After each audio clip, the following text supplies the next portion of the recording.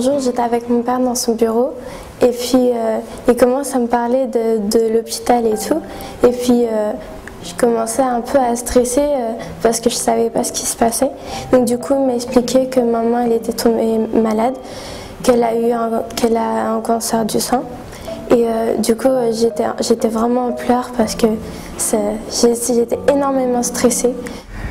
Avant, j'en parlais pas vraiment. Enfin, parce que sur certaines choses, je ne veux pas trop me confier à mon père. Et à ma mère, je voulais encore moins en parler parce que sinon, j'étais vraiment... j'étais en pleurs et ça, je voulais pas parce que je sais très bien que quand je suis triste, après, ça la rend triste aussi et je veux pas qu'elle soit triste.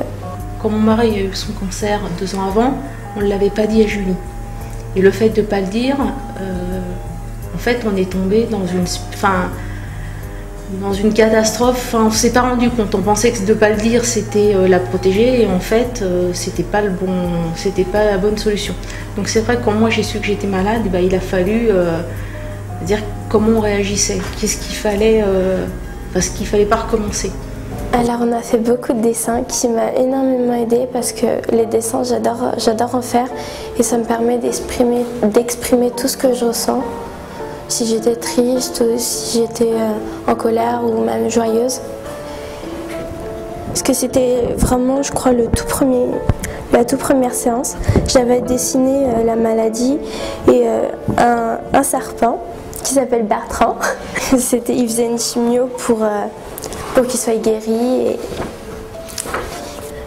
quand j'étais contente que ma maman soit guérie, je l'exprimais en dessinant des filles qui parlaient dans des bulles, qui étaient contentes parce que leur maman, elles étaient guéries. D'en parler, des fois, ça me rend un peu triste parce que j'aime pas trop y penser.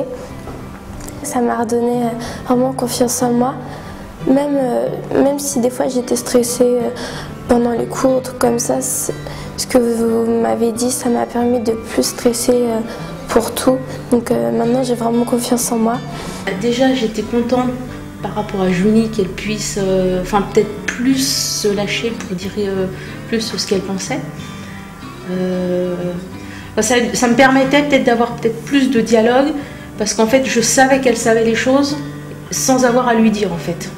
Si on a l'occasion de le faire, je pense qu'il faut le faire, même si ça nous fait mal, parce que quelque part, on a peut-être aussi le sentiment que c'est le fait qu'il y ait d'autres personnes qui parlent à notre enfant qu'on rate, qu'on n'a pas qu'on joue pas son rôle de parent et qu'on le donne à quelqu'un d'autre pour expliquer, alors qu'en fait, c'est pas ça. Le fait d'en parler avec d'autres personnes que je connaissais pas avant, ça aussi, ça m'a fait du bien, comme d'en parler avec toi.